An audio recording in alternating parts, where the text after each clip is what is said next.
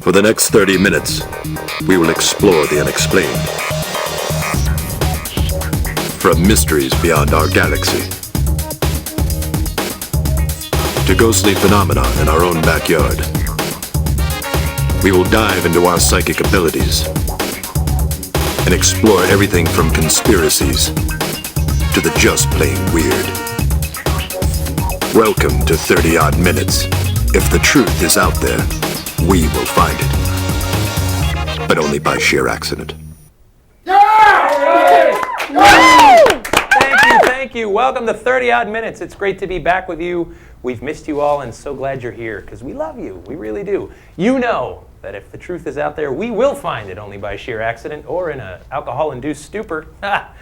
Stupor. Wait for laughter. Wait for laughter. And keep going. All right, I've had a crazy whirlwind of adventure the last few weeks, been traveling a lot. I was in Seattle recently, and I walked around in Pike's Place Market, and I walked up to someone and I said, hey, tell me about something odd around here. And they said, oh, well, we've got just the thing for you. And I brought back this little clip, and this is a legend that goes all the way back to the early 1990s, and I became a part of it. Check this out. Welcome to Seattle. We're legend tripping in Pike's Place Market, right near the Market Theater. Now, it's not always about the paranormal when it comes to legend tripping. Sometimes it's just becoming part of the story that is the town you're in. Check this out. This is one of the germiest tourist destinations on Earth. The gum wall, right outside of the Market Theater. My saliva, my DNA, now a permanent part of this story. Legend tripping. Ew. Gross. That's in the top 5 grodiest tourist attractions all over the world. You know what number 1 is? Anyone? New York subway? The Blarney Stone. But good guess, Matt. Good. The Blarney Stone. Why? Because locals pee on it at night. Think about that next time you kiss it. All right, very good. If you're watching the show live at 30oddminutes.com, jump in the chat room because Sarah and Rob are in there eagerly awaiting. Oh, it looks so nice over there. Can I get a Mai Tai? Nice. In the, whoops, wrong background. We are good here. There we are. Very good. They're waiting for it. Pass up your questions to our guests. Pass on your hate mail. You've been emailing us at info@30oddminutes.com. We've got a couple this week. Sarah, please tell us. All right, so this one is from Darren Longhurst. He says, we from UKPN Radio really love your show and watch emphatically, every week. All the wit and banter, as well as the informative guests and topics on all aspects of the paranormal, keep us enthralled throughout the whole 30 minutes. But we have one serious question that needs to be addressed, which has been keeping us most nights. The question is, who drinks the most beer after the show? All the best, Darren. That might be me. You know, I think we actually are all in the running for that one, to be honest. But if we had to pick, I'd have to say A-Dub. Our tech guy. Dub? Yeah, don't you Come think? on. I don't know. What do you But think, who Jeff? drinks the most during the show? Huh? Can we, get What a is in that camera cut mug? here, huh? What is in the mug? We not going to get a camera cut here, are we? No. Good job. My good. Oh, sorry. Yeah. All right, we got another email this week too. Rob, what'd they say? do. What'd they say? All right, let's see. This is from Daver, and he says, hey guys, any truth to the rumor that now that Jeff's in HD, that Highly viewership drunk. is down? Oh, sorry. Viewership is down now that you're in HD. He's got a quick fix. More Sarah. Yay! Thanks, Daver. Love you. Yay. Fine, more Sarah. Could you cut back to Sarah? Oh. That's enough. Back to me. All right, there you go. Hey, you ask, we give. All right, tonight we're going to have a great topic. We're going to be talking about the history of ghost investigations. It's such a rich topic. You may think it's only been around a few years if you're watching all the TV shows, but it's not. It's been around for quite a while, and we've got a great guest tonight to talk about it. Our guest, she grew up in a haunted home in California. Her dad was an amateur ghost investigator and started her on the road. She still travels today. After joining a West Coast paranormal research group, she caught the attention of Jason Hawes and Grant Wilson of TAPS, became the producer of their Beyond Reality radio show. She's now a regular cast member on Syfy's hit show Ghost Hunters. She lectures around the country on the history of ghost investigating. She's been a guest on countless radio and television shows. And tonight she's live in our studio and all yours. Please put your hands together for Amy Bruni. Hey! Woo! Jeff, hi. I knew her before before she was famous. I've known you forever. I know. Way too long. It's been forever and ever. How are you? I'm good. How are you? Thanks for slumming it with I us can't here. believe I'm here. I know. I like as a kid, you dream maybe one day. One day. 30 odd minutes. And now my dreams have come You true. made it. Oh my God. This is so exciting. So, I mean, wow, it has been quite a whirlwind. We haven't known each other for like, what, like 4 years? 4 years easily, yeah. I know. Virginia City, Nevada. Yeah, that's where it all started. It was. That was it. Very exciting stuff. All right, let's talk about just being a kid, growing up in a haunted home. I think a lot of people start that way. What happened as a kid? What's your first experience? You know, I lived in a house that was not too old, built in the 1940s. I actually saw a full-bodied apparition at one point when I was probably 8 or 9 years old. I was walking into my kitchen, and there was a man standing outside the window. But in that kitchen, it's on the second floor, so there's no way that someone could be standing outside that window. Unless he's very tall. Exactly. Very Which tall. we thought maybe, but no. It turns out there was a porch that used to wrap around there even before we lived there, so we were thinking maybe some sort of residual type thing, but I wasn't the only one who experienced things. Went on for years, and my dad and I, in a very amateur fashion, started investigating, and that's really where it started. Very exciting. Now, you weren't the first ghost investigators in the world, of course. No? This is a tradition. Let's start all the way back in 1848. How old were you then? Negative a lot. Yeah. Negative a bunch. The Fox sisters in Right. Hydesville, New York. We have a photo of these darling girls that really started the entire spiritualist movement. We have a photo of these I darling know, girls it's there and somewhere. cut, and there they are. Hey, oh, There they got are. fat. They were They got stretched out, those poor girls. There they are. They were celebrities. They were kind of the original paranormal celebrities, to be sure. Tell us about what they started. You know, basically, they lived in this cabin in Hydesville, New York, as you are very much aware, and they started communicating with something in their home that they called Mr. Splett Foot.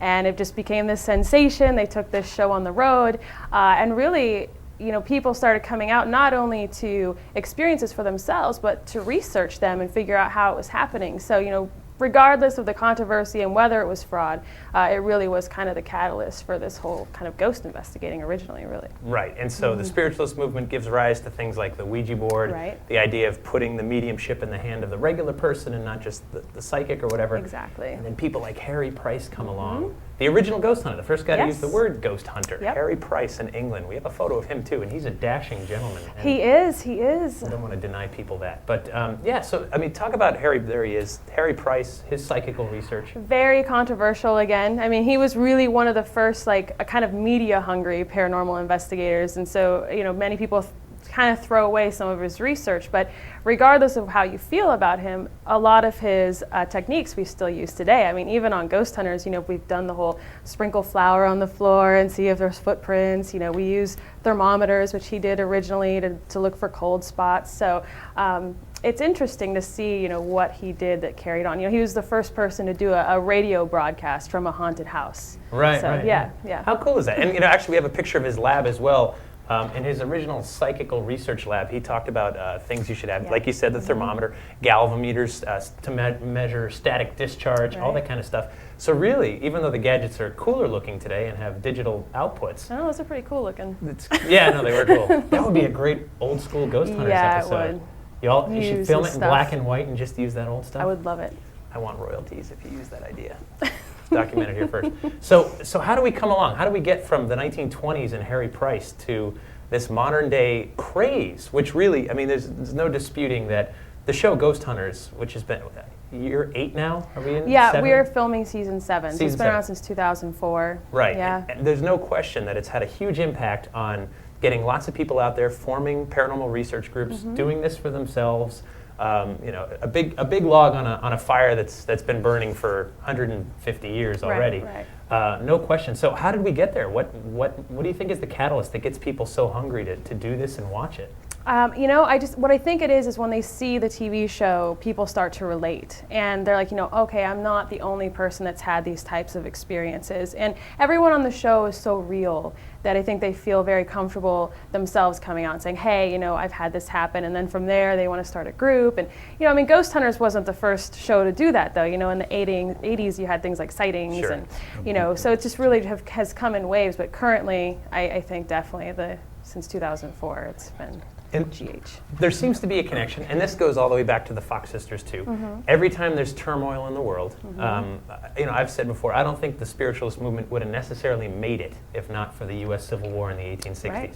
Tons and tons of people dying, untimely deaths, and people need answers. Yep. You know, they go to mediums, they get Ouija boards, whatever. They have to make contact, and then it kind of fades a little. And then World War I, World War II, there's a huge spike.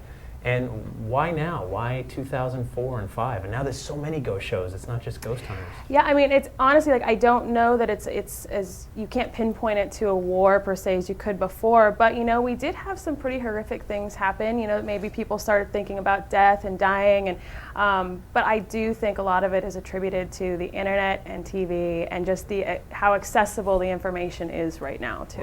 Right. And when I started writing about the paranormal back in the mid '90s. It was still something you had to be kind of careful about and whisper about. And it's funny, we're out of the closet now, Yeah. And we can talk about the paranormal too. Thank you very much. But no, we can talk about this stuff because of shows like Ghost Hunters and lots of others, and the internet and the books and everything else that's been saying, this happens to regular people from all walks of life. And that's kind of cool. Right. It really is. I mean, it does add some some mud to the water. Right. Because people sometimes just want attention. And what are you seeing? We've talked about this before, years ago, well before the show, where people just want to be part of the show. Like, oh, come investigate my house. I want to meet Jason and Grant. It happens. Sure. And I mean, is that an ongoing problem? Well, it's a double-edged sword. It's not just that aspect of it. It's just where people tend to really want to get started in a group or have their home investigated, but they haven't really gone beyond just watching the show. And there's so much more out there. Like I'm constantly recommending your books to people, and Yay! I don't know why, against my better judgment, but Yes. but An informed reader. Oh, ouch! Hey, whose team are you on? but I do think that people, it's hard to get people beyond the show and say, hey, there's so much more to our field than just what you see in that hour of television. And so that's really what I try to do, and I think you try to do, is really get out there and meet people and take them beyond that. So Right. yeah, Well, except you're on a network and we're on the internet and cable access. that's awesome. I know. It's a good thing. Thank you to both of our viewers tonight. I appreciate it. Mom and the other one, whoever else is watching. All right, cool. We have a question for you in our chat room. Okay. And I think we should get to that because there's probably lots of questions in there. It's an understatement. Please. Quite a few. All right. Yep, so from the Wizard Man, he wants to know, what does it take to get you really scared on an investigation, if you get scared at all, that is. I do get Boom! scared. Oh, Not God, it very didn't even rattle it. easily, Look at no. that. She didn't even flinch. Didn't even flinch. No. I work with 16, 17 guys now, and they're all pranksters. So, but really to get scared, I'm more afraid of animals and squatters. We get into some of these buildings and they're really old, they've been abandoned for a long time, and that's what freaks me out more than anything, more than any ghost. So. Yeah. Do you ever see like an apparition moving down a hallway pushing like a grocery cart and you go, not an apparition? I wish I could say the answer is no, but it has happened. You're like quite very much I mean, I alive. didn't think it was an apparition. The shopping cart gave it away. Yeah, it's a ghostly shopping cart. Yeah, no, that is, clearly, yeah, some of the places that have the look sometimes have the element that goes with it.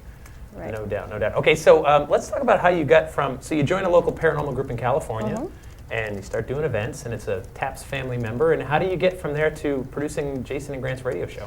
I was doing, in my spare time, I was producing a paranormal podcast, and I booked James Randi at one point, and the amazing Randy, the skeptic. Yeah, and it was this huge, huge deal. And Jay and Grant heard about it, and they were like, "We need her for our show."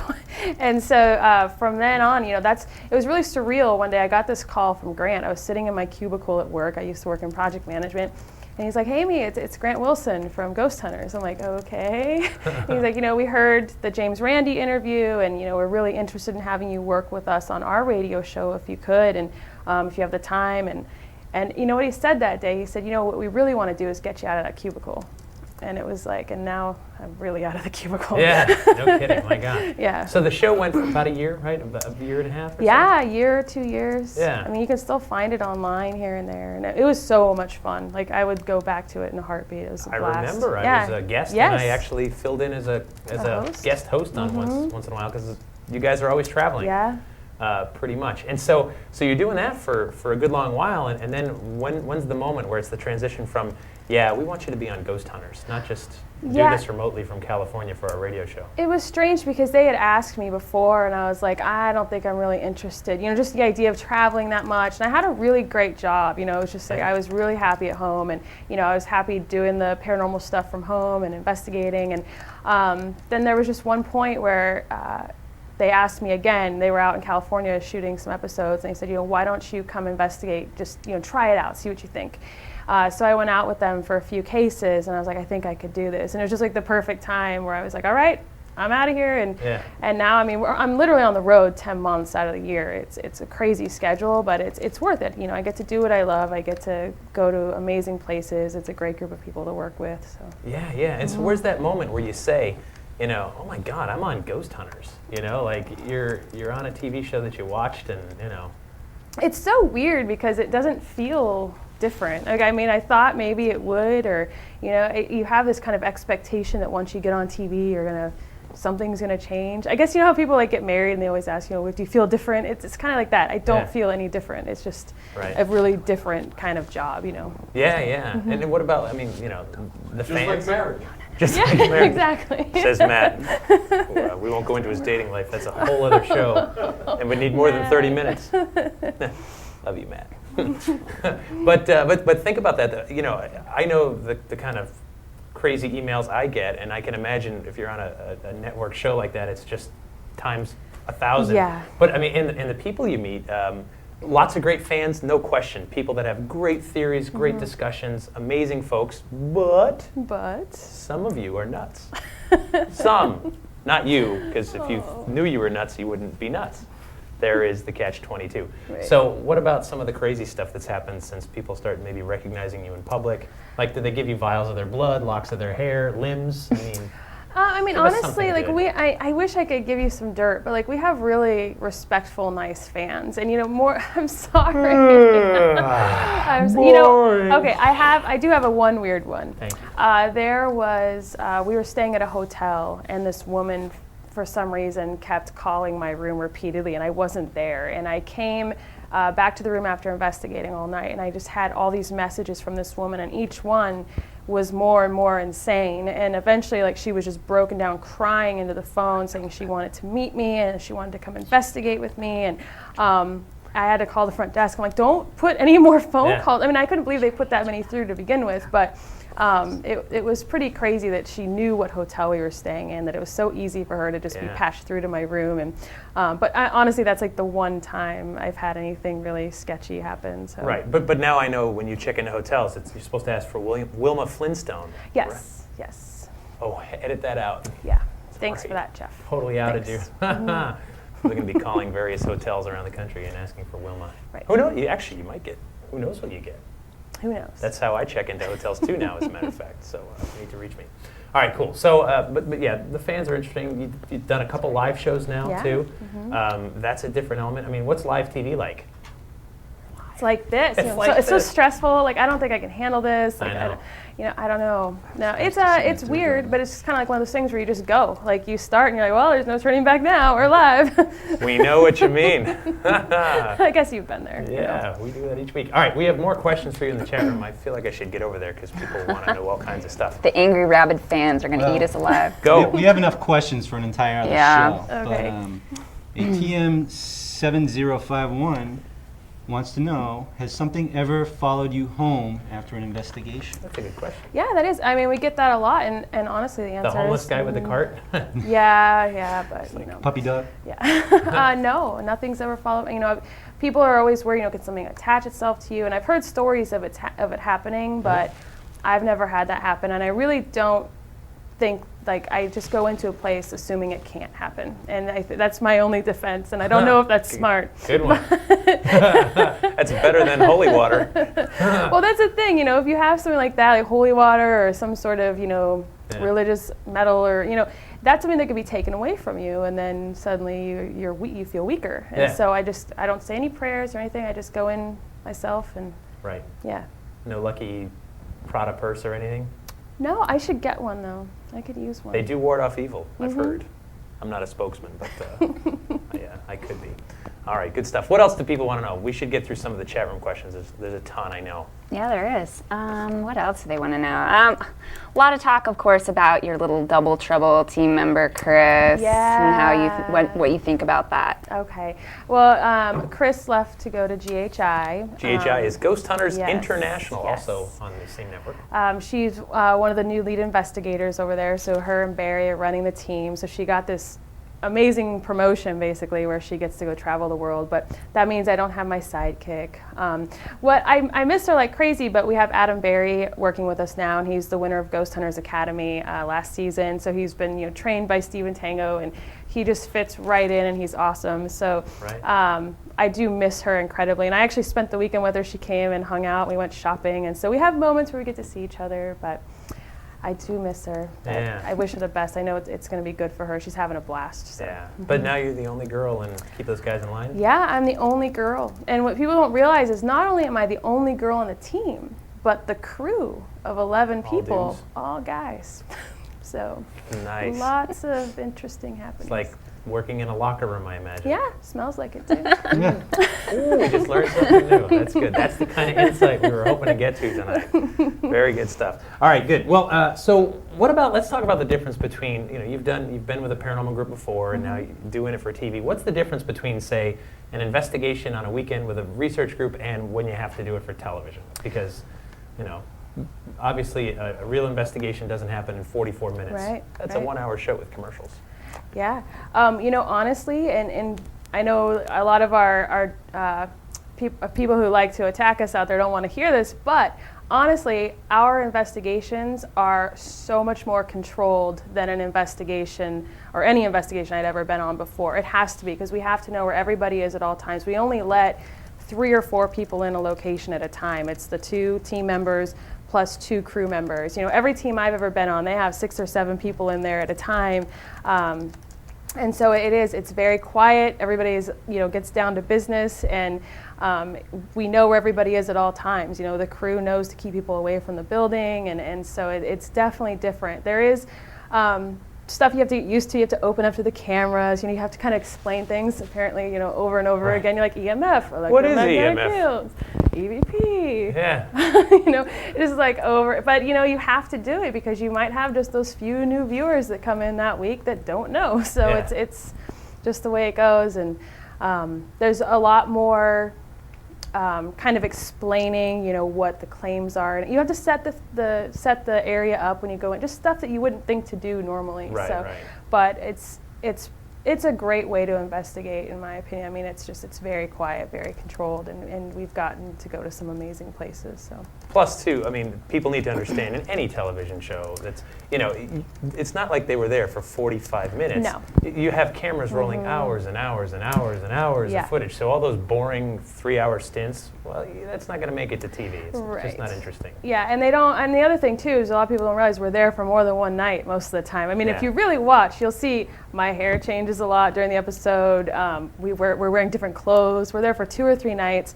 You know, the crew comes in and does B-roll one night. So some of the, we're very much a victim of editing occasionally. Yeah. And so it's hard to explain that to people.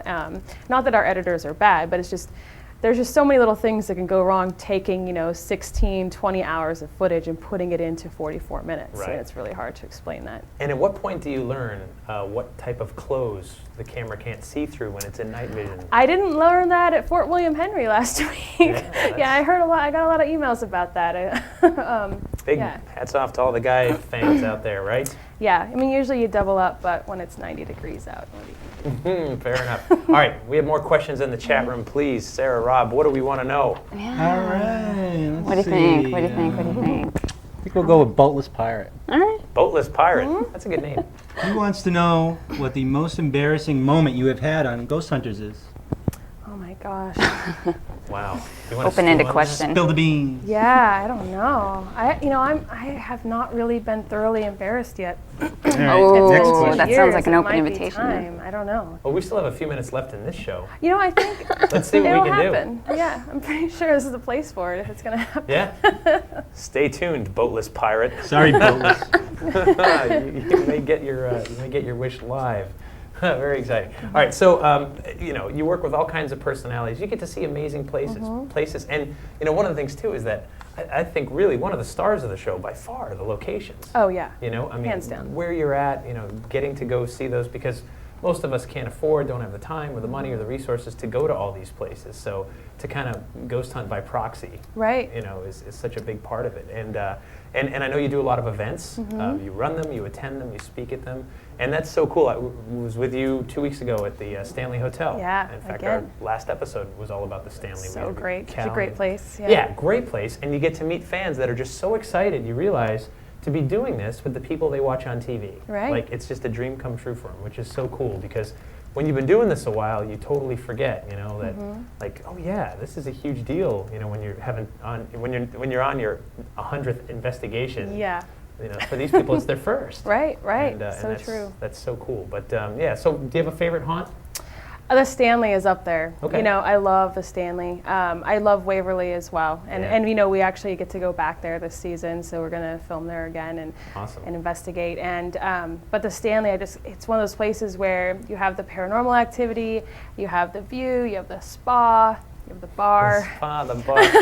And what did we learn? At 7,000 feet above sea level, having one drink is like having It's like having three. Yeah. Yeah. It's the bar tab. It helps with that. Yeah. So, and you're Irish, so Yeah. not saying anything about Irish people, but let's face it. If you could, when you pass on eventually, if you could haunt anywhere, where would it be? It would probably have to be, I would say, a beach in Hawaii. A beach in Hawaii. Yes. I wonder what that would look like. Amy Bruni is a ghost on a beach in Hawaii. Wonder. Hmm. Can I get a Mai Tai? It's so And there's your ridiculous. most embarrassing moment on television. 138 minutes. Woo! Ah, what a good sport. That was awesome. Oh my god! But it's so true. That's exactly what I'd be doing. Yeah, right. Yeah. There you go. Yeah. But do you think a ghost could drink them? A ghost I in Mai hope Tai? so, Yeah, we're gonna because find I will out. not be happy. Yeah, that turns like to a demonic haunting. Yeah, It's I'll the be a ghost of negative Amy's entity. grabbing at the drink and her hands going through it. Dear God, no! I'm in hell. This isn't heaven. So sad that it's so true. It is so true, isn't it? All right. What about, so we talked about, frightening moments. What about the camera missing stuff? I mean, that's got to happen where... Oh God, it's like Murphy's Law, you know, it's like, wow, look at that. And the camera's like over here, or, if you think about how much you can cover in a location percentage-wise with these cameras, it's not much. And if you get too many cameras in there, the IR starts crossing and creating shadows, creating things that could be mistaken for entities or shadow figures. And so, it's just one of those things, it is Murphy's Law, where, probably 80% of the time the camera's not in the right place. But when it is, it's always pretty amazing. Yeah, no doubt. And so considering all the spin-off shows from Ghost Hunters, all the shows on other networks, I mean, there's so many out there now. What do you think's next for, paranormal television? Where else can they go? I wish I could. I honestly keep thinking, wow, still 7 seasons. We're doing 7. How many more could there be? And I'm on for the ride. But it's one of those things where even when, and it will, fizzle out and not be such a craze anymore.